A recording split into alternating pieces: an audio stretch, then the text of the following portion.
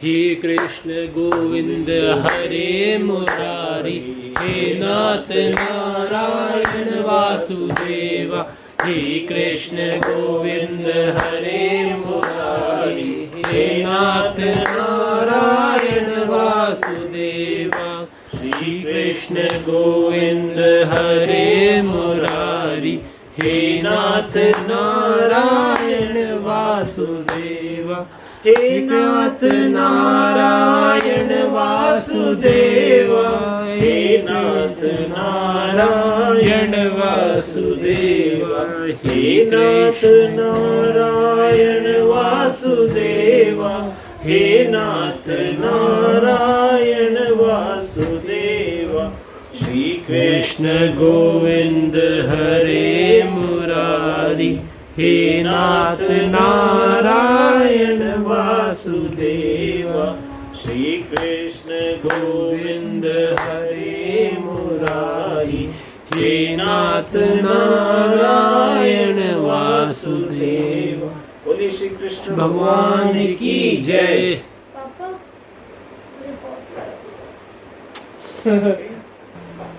जनेश बेटा आ जाओ। Okay, start.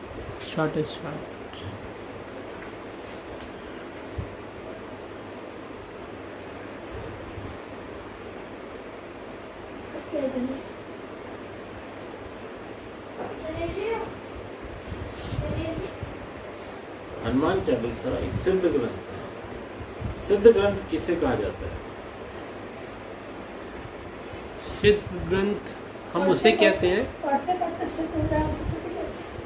जिससे किसी व्यक्ति को या तो सिद्धि की प्राप्ति हो, या फिर कम से कम जो एक सिद्ध पुरुष है या सिद्ध महात्मा है उन्होंने उसको लिखा हो, वो उसका बेसिक होता है, तभी हम उसको सिद्ध ग्रंथ की उसमें शामिल कर सकते हैं। आंशिक रूप से ठीक है, लेकिन इसका पूर्ण रूप यह है कि जिस ग्रंथ को पढ़ने से आपके कार्य सिद्ध हो सकते हैं वो सिद्ध ग्रंथ होता है। और ऐसे हमारे शास्त्रों में दो जो शास्त्र हैं उनको सिद्ध ग्रंथ की संज्ञा मिली हुई है, भगवत गीता और रामायण। गीता जी का पाठ करने से भी कार्य सिद्ध होता है और रामायण का पाठ करने से भी कार्य सिद्ध होता है। अभी रामायण को भी क्योंकि पढ़ने में 24 घंटे लगते हैं, तो यदि हम सुंदरकांड का पाठ कर लें तो भी हमारे कार्य सिद्ध होते हैं। तो उसी में से लिया गया सुंदरकांड। लेकिन अभी सुंदरकांड पढ़ने का भी समय नहीं लोगों के पास, तो तुलसीदास जी ने हनुमान चालीसा की रचना करी। अगर हनुमान चालीसा भी हम पढ़ लें तो हमारे कार्य सिद्ध हो सकते हैं। अब ये हनुमान चालीसा पढ़ने से हमारे कार्य सिद्ध होते हैं, ये बात आपको सिद्ध करने के लिए नहीं है। जो लोग हनुमान चालीसा का रेगुलर पठन करते हैं उनको मालूम है उनके जीवन में कितने चमत्कार हो। ये कोई तर्क का विषय नहीं है कि ये हनुमान चालीसा पढ़ने से आपको काम सिद्ध हो जाता है, ये अनुभव का विषय है। कई चीजें तर्क से सिद्ध नहीं की जाती हैं, अनुभव से सिद्ध होती हैं, और उनमें से हनुमान चालीसा का पठन भी एक अनुभव से सिद्ध होने वाली जो है एक्सपीरियंस कह सकते हैं। हाँ, इसको अनुभव से सिद्ध किया जा सकता है। अभी हनुमान चालीसा में ऐसा क्या है कि इससे कार्य सिद्ध हो जाते हैं? एक स्टोरी है जिसे हम रामायण बोलते हैं, लेकिन ये जो रामायण की स्टोरी है ना, वो सिर्फ 5000 साल पहले राम जी हुए थे तब की स्टोरी नहीं है। दिनेश आप सुन रहे हो? ये उस समय की स्टोरी नहीं है, ये हमारे जीवन में रोजाना घट रहा है। ये जो रामायण है ना, ये हमारे जीवन में रोजाना घट रही है।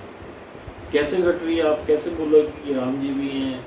वो सारे कैरेक्टर हमारे अपने अंदर आज भी मौजूद है और वही सारी रामायण आज भी चल रही है। अब इसको आप ऐसे समझो कि एक राम जी हुए थे अयोध्या के अंदर, एक रावण हुआ था लंका के अंदर। रावण ने अत्याचार बहुत किए थे और उसने इमोरल क्वालिटीज को समाज के अंदर रख करके सफलता का एक क्षेत्र बताया था। सफलता मिलती है। सफलता कैसे मिलती है? हम भी कहते हैं ना, ये सीधा रहने का जमाना नहीं है। आज हम भी बोलते हैं, पैसे वालों की पूछे।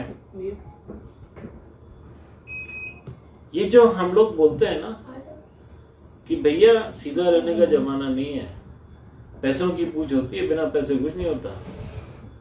जीवन में सच्चाई से काम नहीं चलता। ये सब किताबों की बातें हैं। ये जो सारी बातें हम बोलते हैं, ये रावण बनने की बात है, क्योंकि रावण ने ऐसा सिद्ध किया कि हम जो जीवन के अंदर अपने घटित हो रहा है उसको अगर आध्यात्मिक सिद्धांतों के द्वारा नहीं कंट्रोल करेंगे तो हमारा जीवन रावणमय हो जाएगा। और अगर हमें राम जी का जीवन जीना है, देखिए रावण का जीवन भोग विलास का था, लेकिन अनाचार पे आधारित था। राम जी का जीवन में भोग विलास भी था तो साथ में तपस्या भी थी, लेकिन उनका जीवन सदाचार के ऊपर। सदाचार का भोग विलास से दुश्मनी नहीं है। ऐसा नहीं होता है कि सदाचारी भोग विलास में नहीं रह सकता। राम जी भी महलों में रहे, राम जी भी राजा बने, लेकिन राम जी के राजा होने पर भी उसके पीछे एक तप का बल था, एक सद्विचारों का बल था। रावण का राजा बनने पर भी एक अनाचार का, दुराचार का उसके अंदर वीकनेस थी, कमजोरी थी। ठीक है, हम सदाचारी होकर के भी राजा बनकर के जी सकते हैं, लेकिन हम दुराचारी होकर के रंग बन के नहीं जी सकते। राम जी राजा भी बन सकते हैं, राम जी तपस्वी वनवासी भी बन सकते हैं, रावण वनवासी नहीं बन सकता। रावण के अंदर, जिसके अंदर लोभ होता है, घमंड होता है, जिसके अंदर मोह होता है, ईर्ष्या होती है, द्वेष होती है, कामना होती है, वो व्यक्ति कभी भी सदाचारी व्यवहार नहीं कर पाएगा। अच्छा, राम जी ने हमारे जीवन, मतलब जब हम रामायण को पढ़ते हैं तो राम जी ने एक अयोध्या के राजकुमार होते हुए अपनी स्वेच्छा से वन में जाना स्वीकार किया। फिर वो वन फिरे, फिर उनकी पत्नी का हरण हुआ, फिर उन्होंने पत्नी को हरने वाले की खोज करी, और खोज करने के बाद उन्होंने उस आतताई को, उस दुराचारी को मार डाला, और फिर राइटफुली अपने अधिकार पूर्वक अपनी पत्नी को वापस लेकर आए। अब ये हमारे जीवन से कैसे कनेक्टेड है? ये हमारे जीवन से इस प्रकार कनेक्टेड है कि एक हमारे अंदर अंतरात्मा है, जिसको हमने पहले देखा, हमारा स्वरूप है। ठीक है, ये अंतरात्मा जो हमारा स्वरूप है, ये राम है। और फिर एक राम जी की धर्म पत्नी है, जिसको हम बोलते हैं शांति। बोलते हैं ना, मन की शांति चाहिए, ये सीता जी है। अब हमारे स्वरूप के अंदर जो शांति समाई हुई है, इसको राम जी से अलग कौन कर देता है? कौन चुरा के ले गया था सीता जी को? हमारे मन के अंदर दुराचारी भाव जब इकट्ठे होकर के अहंकार का रूप ले लेते हैं, ईगो का रूप ले लेते हैं, तो हमारे ही अंदर, ये भी बाहर की कहीं पे भी बात नहीं है, हमारे ही भीतर हमारा अहंकार हमारी शांति को राम जी से अलग कर देता है। आत्मा राम जो स्वरूप के अंदर आनंद का अनुभव कर रहे थे, वो अब क्या हो गए? अपने स्वभाव जनित हो गए, और वो दुख का अनुभव कर रहे। क्यों? क्योंकि हमारी एक दुराभाव ने एकत्रित होकर के और शांति को हर लिया। जब आपके अंदर कामना उत्पन्न होती है तो शांति चली जाती है कि नहीं चली जाती? जब तक वो चीज नहीं मिलेगी दिमाग के अंदर हलचल मची रहेगी। अभी जैसे हमारे सुपुत्र को कुत्ते की चाहत है, अब उसका उस कामना के कारण मेंटल पीस चली गई। जब तक नहीं मिलेगा तब तक वो हलचल चलती रहेगी। तो जीवन के अंदर जब भी हमारे कोई कामना घर कर लेती है तो हमारी शांति अशांति में बदल जाती है, हमारी शांति समाप्त हो जाती है। इसी प्रकार से किसी से दुश्मनी हो जाए, उसका जैसे दिमाग के अंदर हमारे वो आएगा, हम तनाव में आ जाएंगे, हम लोग विचलित हो जाएंगे, क्योरियां चढ़ जाएंगी, उसकी याद भी आने के ऊपर हमारे अंदर विक्षेप उत्पन्न हो जाता है, शांति भंग हो जाती है। इसी प्रकार हमारा किसी के अंदर मोह लगा हुआ है, तो ये जो मोह होता है ना, ये बड़ा निष्ठुर है, ये मीठी छुरी है, ये घुसती है लेकिन पता नहीं लगती। और जिस प्रकार से दुर्योधन के अंदर धृतराष्ट्र का मोह लगा हुआ था, हमें अपने ही जिस व्यक्ति में हमारा मोह लग गया था उसकी कमियां नजर नहीं आती। इसका सबसे बड़ा जो दुष्परिणाम है, हमें जिस व्यक्ति के ऊपर मोह होता है उस व्यक्ति के अंदर दुराचरण भी आचरण लगता है, उसकी कमियां भी हमें सद्गुण लगती है। धृतराष्ट्र को मालूम था मेरा बेटा कैसा है, फिर भी वो उसके मोह के अंदर इतने ज्यादा मोहित थे कि उसके सारे दुराचरण को वो छुपाते रहते थे, ढकते रहते थे, बोले नहीं वो तो, अरे ये तो ऐसा है, अरे ये तो ऐसा है। कृष्ण भगवान ने बहुत समझाने की कोशिश करी कि भाई ये जो इस व्यक्ति का आचरण है, इस व्यक्ति के अंदर जो बुद्धि है वो भ्रष्ट हो चुकी है, ये राजा बनने लायक नहीं है। लेकिन धृतराष्ट्र फिर भी उसका पक्ष लेते रहे। तो ये जो जीवन के अंदर मोह हो जाता है, इसके अंदर हमारा जो देखने का नजरिया, हमारा दृष्टिकोण है, वो दृष्टिकोण भ्रमित हो जाता है। जो देखना चाहिए वो हम नहीं देखते, जो नहीं देखना चाहिए वो हम देखते हैं, सुपर इम्पोज कर लेते हैं। तो ये जो अब ईर्ष्या, किसी से ईर्ष्या हो जाए, वो मेरे से आगे कैसे बढ़ रहा है, ये व्यक्ति मुझसे आगे बढ़ कैसे सकता है। तो ये जब हमारे अंदर ईर्ष्या हो जाती है तो हमारा आंतरिक जो शांति है वो समाप्त हो जाती है। दुर्गुण कोई सा भी हो, आप दुर्गुण को पकड़ लोगे तो वही दुर्गुण आपकी शांति को आपसे दूर कर देगा। एक दुर्गुण काफी है शांति को दूर करने के लिए। अभी सारे इकट्ठे होकर रावण बन जाए, क्या कहना। तो जीवन के अंदर हमारे आत्मा राम को अगर किसी ने शांति से दूर किया है तो वो हमारे मन में बैठे हुए दुर्भावों का रावण है। ये रावण हमसे हमारी शांति को जोड़ ले जाता है। अब राम जी क्या करते हैं, ढूंढते हैं। हमारी चेतना सतत अपनी शांति को प्राप्त करने के लिए प्रयास करते हैं। ये हम सबका अनुभव है, हम सबको मन की शांति चाहिए। हम हमेशा चेष्टा में रहते हैं कि किसी तरह से मन शांत हो जाए, किसी तरह से मन के अंदर शांति आ जाए। मिल नहीं रही है। क्यों नहीं मिल रही है? क्योंकि रावण बैठा हुआ है। तो राम जी क्या करते हैं, जो साधन मिलते हैं, क्या क्या साधन मिलते हैं हमको, बंदर मिलता है, उन बंदरों को इकट्ठा करते हैं और किससे लड़ने जाते हैं, एक सुसज्जित सुशिक्षित पूरी सेना से। किसके साथ जाते हैं, जिनको हथियार चलाना नहीं आता, जो वानर हैं, जो वनवास में रहे हैं, जो पूरे मानव भी नहीं है। बंदर एक डाली से दूसरी डाली पे जंप करते हैं, जो वन मनुष्य है, उनको लेकर के किस पे लड़ने जा रहे हैं, रावण से, जिसके पास पूरी राक्षसों की सेना, पूरी कमांडर फौज है, फौज।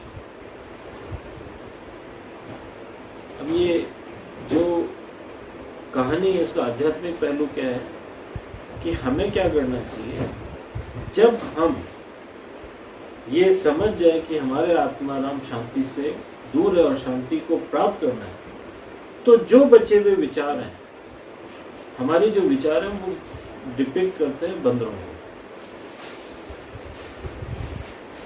ये मन है ना, मन, इसका स्वभाव चंचल है, एक जगह से दूसरी जगह, दूसरी जगह से तीसरी जगह। तो भगवान ने क्या दिखाया, हमारे मन के ही विचारों को एकत्रित करो, आपको कहीं से और फोर्स लाने की जरूरत नहीं है। रावण ने तो अपने दुराचार भी क्या है, ये भी मन के भाव है, और इन सब ने मिलके किसका अहंकार का रूप लिया, रावण बन गया।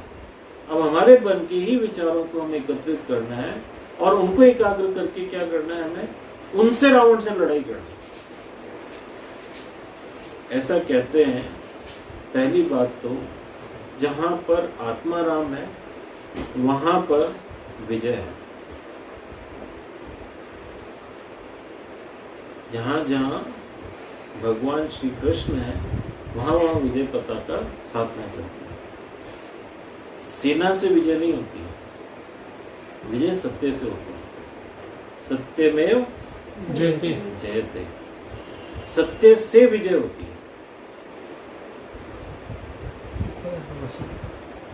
क्या बोल रहे हैं? कॉल आ रहा है, कॉल आप बंद कर दो, नहीं तो डिक्लाइन कर दो। तो सत्यमेव जयते, सत्य से विजय मिलती है।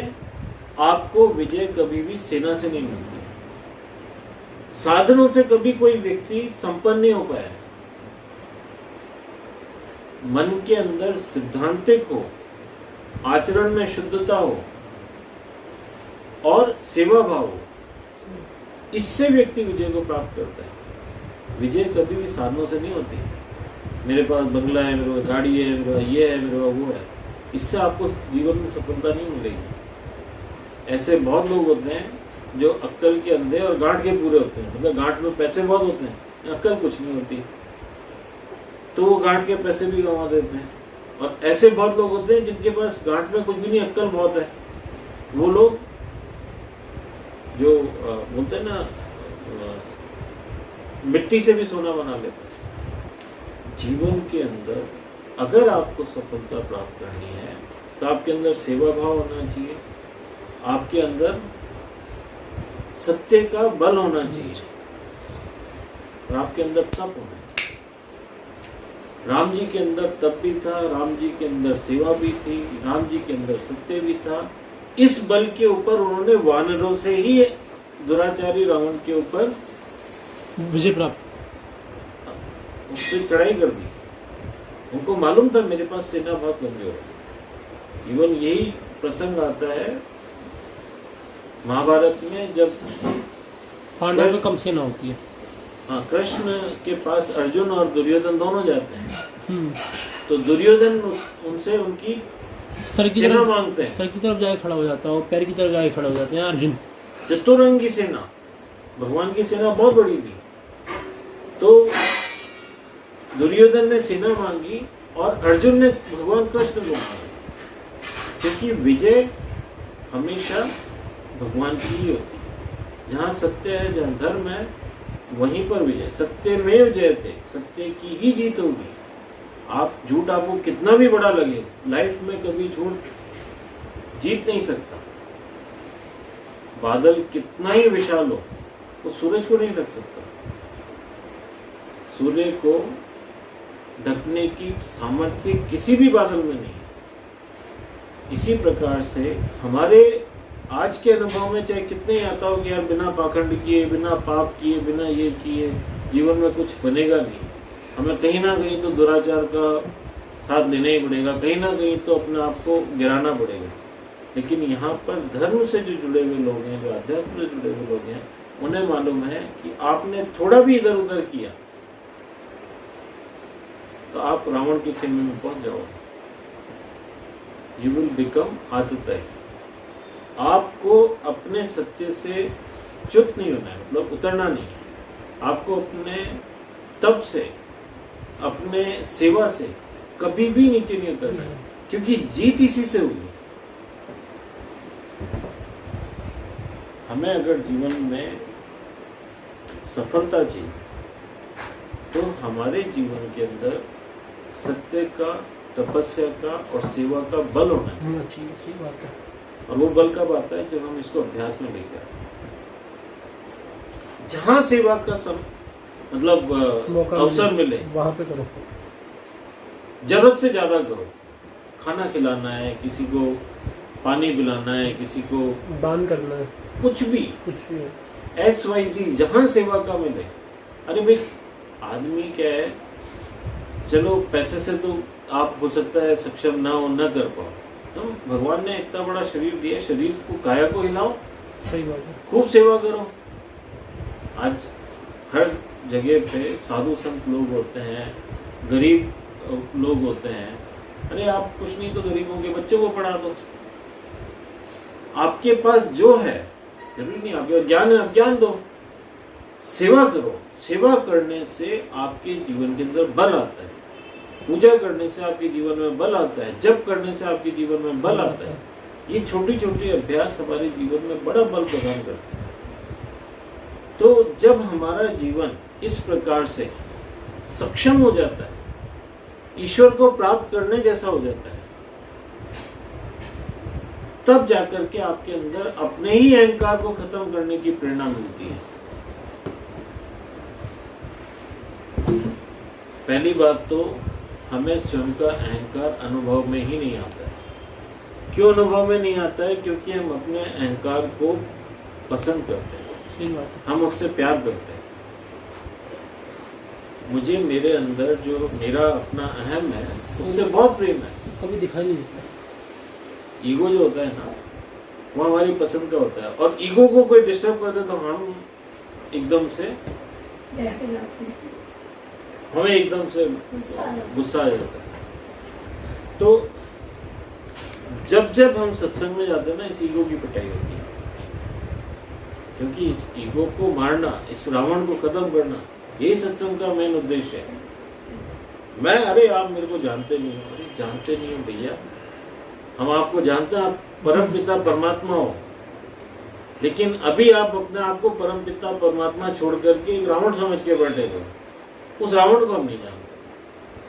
हम आपके अंदर बैठे हुए परमेश्वर को तो पहचानते हैं, लेकिन आपके अंदर जो ये अहंकार पैदा हो गया है कि मैं उस परमेश्वर के अलावा बहुत कुछ हूँ, आप सब कुछ हो, ये सागर, ये सूरज, ये सब आप ही में भरे हुए हैं। लेकिन अभी आप जो अपने आप को समझ के बैठे हो, वो परम पिता परमात्मा समझ के नहीं बैठे हो। आप अपने आप को रावण समझे, वो आप नहीं। इसलिए हमारा आपसे विरोध है। अब आता है लाली देखन मैं गई, मैं भी हो गई लाल। जब तक अभी हम लोगों ने वो पूरा नहीं किया कि रामायण का ये पार्ट, राम जी, सीता जी और रावण, ये हमने देख लिया।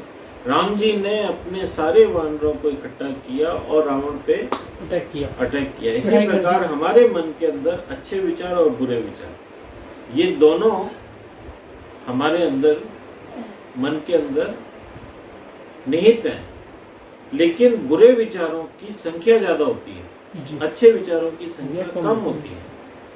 लेकिन भगवान राम ने क्या कहा, आत्मा राम क्या बोलता है, अच्छे विचारों को एकत्रित करो। ये थोड़े होने के बावजूद भी इनके अंदर बल बहुत है, और फिर हमारे अंदर अच्छे विचारों और बुरे विचारों के बीच में लड़ाई होती है। और जब हमारे अंदर अच्छे विचारों की, सद्गुणों की, जब उनका बल होता है, वो हमारे बुरे विचारों को समाप्त करने की सामर्थ्य रखते हैं। और जब हमारे मन के बुरे विचार समाप्त हो जाते हैं, खत्म हो जाते हैं, और अच्छे विचार परवेल करते हैं, वो एस्टैब्लिश हो जाते हैं, तब फिर क्या होता है, हमारे जीवन के अंदर राम राज आ जाता है। फिर सीता जी वापस आ जाती हैं और हमारा जीवन खुशहाल बनता है। तो अगर आपको अपने जीवन के अंदर आनंद चाहिए तो रामायण को फॉलो करो। बुद्धि के जो इष्ट हैं वो हनुमान जी बताए, अपने हनुमान को जगाओ। जैसे जामवंत के वचन सुहाए, सुनी हनुमान हृदय की भाए, और फिर उनके अंदर से वो बल तेज निकला। इसी प्रकार जामवंत कौन है, हमारे गुरु हैं। गुरुजन क्या कहते हैं, हमारी बुद्धि को जगाते हैं, जागृत करते हैं। अरे तुम समुद्र पार कर सकते हो। ये जो समुद्र आप देख रहे हो, समुद्र कौन सा है? ये संसार सागर, परेशानियों का सागर है। संसार सागर, ये संसार दुखों से भरा हुआ है। इसको पार करना है तो क्या करना पड़ेगा? हनुमान जी क्योंकि उस तरफ शांति जी है, माता सीता उधर है। रावण ने पकड़ रखा है, हमारे हृदय के अंदर रावण ने हमारी शांति को पकड़ रखा है। बीच में ये समुद्र, संसार समुद्र है, और इस संसार समुद्र को हम लांघ सकते हैं किसके बल पे? बुद्धि के बल पे। अपना विवेक जागृत हो जाए तो हम अपने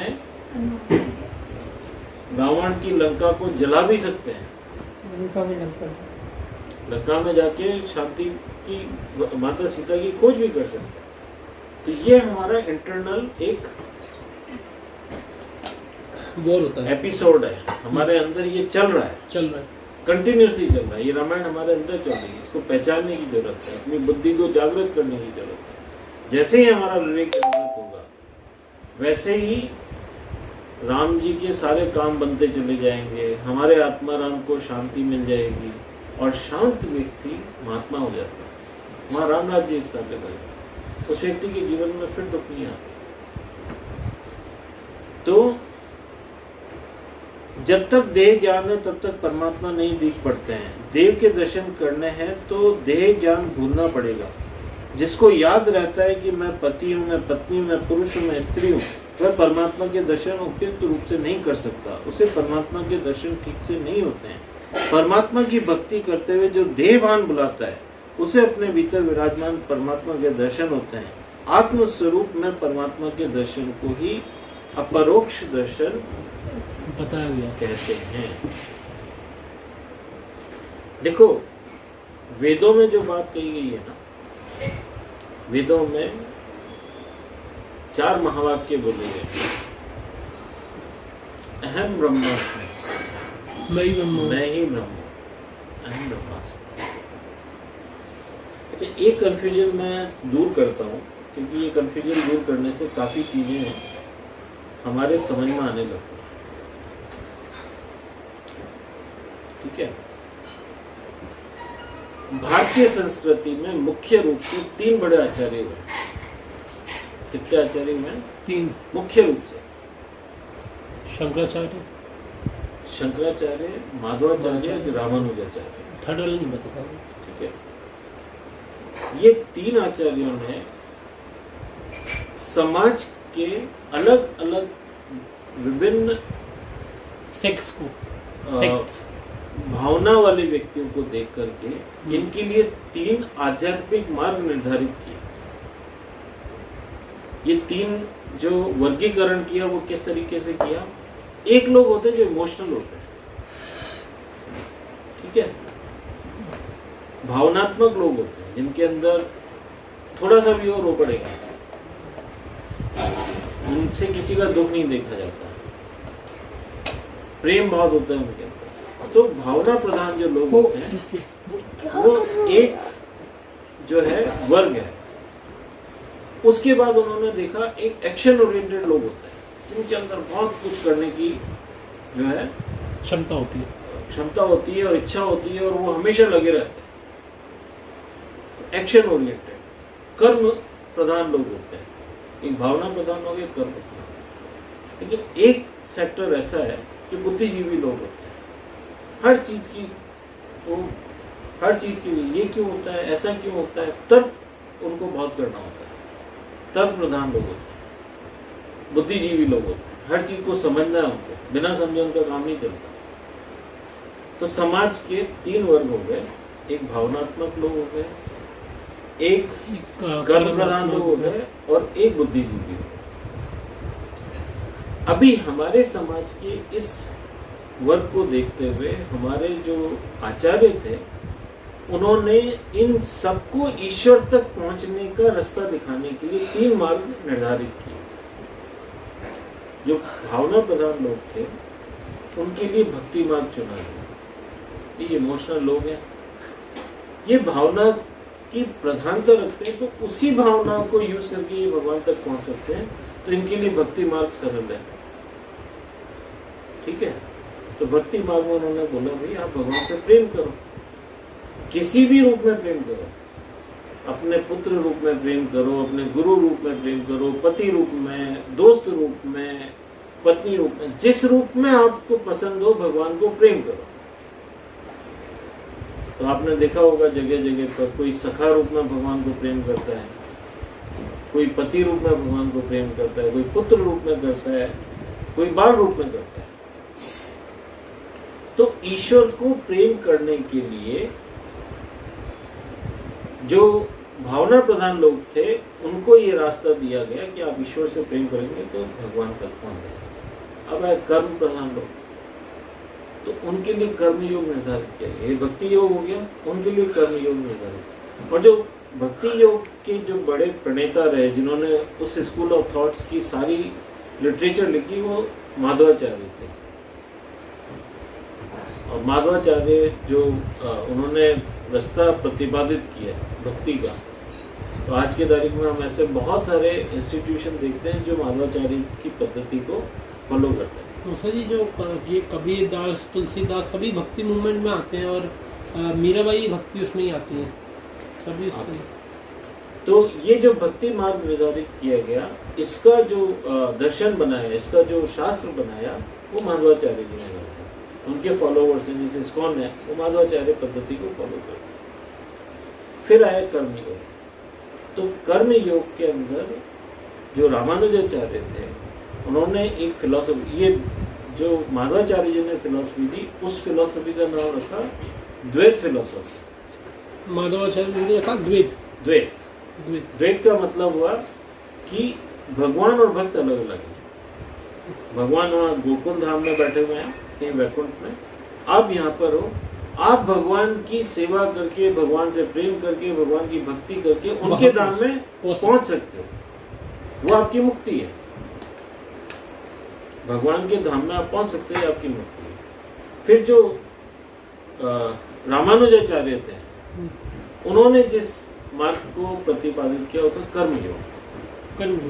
और उन्होंने विशिष्ट अद्वैत फिलॉसफी का जो है पूरा सिस्टम बनाया। उन्होंने अद्वैत लिखा, उन्होंने द्वैत लिखा था, इन्होंने विशिष्ट अद्वैत लिखा।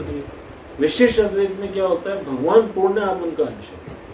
तो आप अपने ईश्वर के उस अंश भाव को अगर आप प्रकट करोगे तो आप ईश्वरीय शक्तियों से समाज की सेवा कर सकते हो। तो उन्होंने कर्म योग में निस्वार्थ सेवा का बताया, पहलू बताया, अभ्यास बताया, जिससे आप भगवान को प्राप्त कर सकते हो।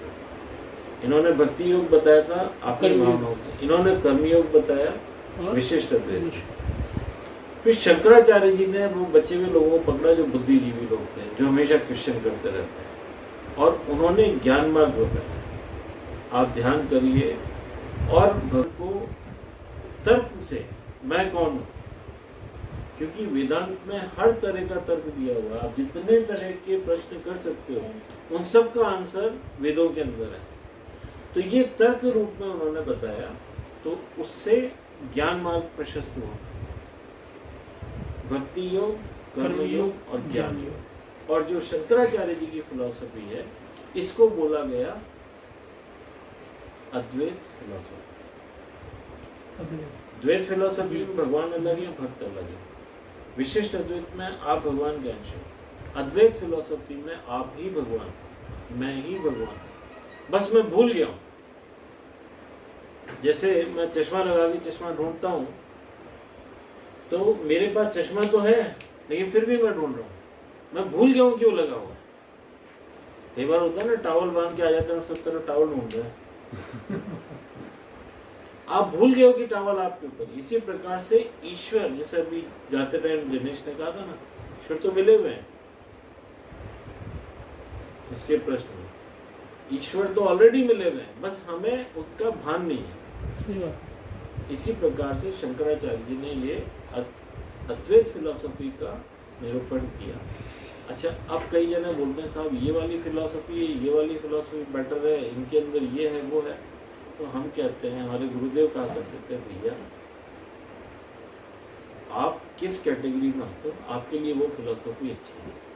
आप भावनात्मक व्यक्ति किसकी प्रधानता ज़्यादा है? आपके अंदर बुद्धि की प्रधानता ज़्यादा है तो आप ज्ञान मार्ग में चले जाइए। आपके अंदर सेवा की प्रधानता ज़्यादा है, कर्म योग में चले जाइए। आपके अंदर भावनाओं की प्रधानता ज़्यादा है, आप भक्ति योग में चले जाइए। आपके ऊपर है, आप किस स्टेज पर खड़े हो।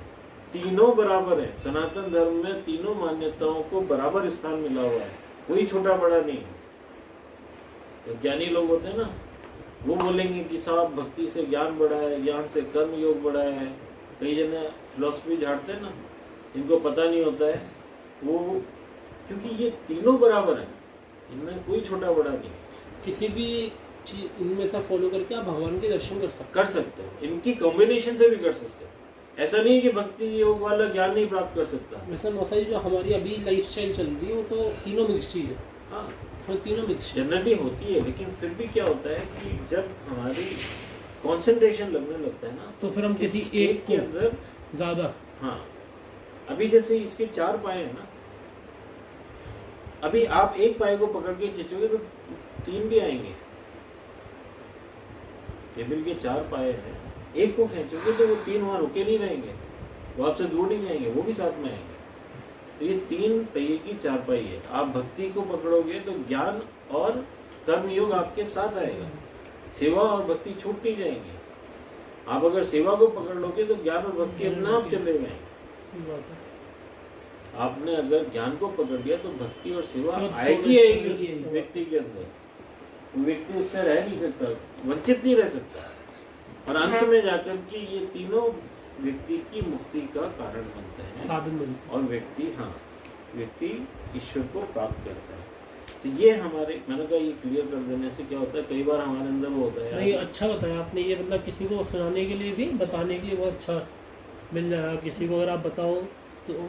ऐसे कई लोग तर्क वितर्क करते हैं कि सेवा ही सेवा कर सकते हैं, हम तो दान कर देते हैं, तो आप उसको बता सकते हो चीज़ें।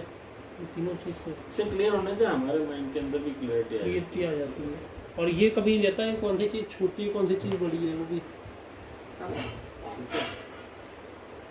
तो जीवन के अंदर अपने आत्मा राम को हमारे मन की शांति से मिलाने के बीच में एक रावण बैठा हुआ है, उस रावण को समाप्त करना जरूरी है, और उस रावण का नाम है ईगो। बोलिए सियावर रामचंद्र भगवान की जय।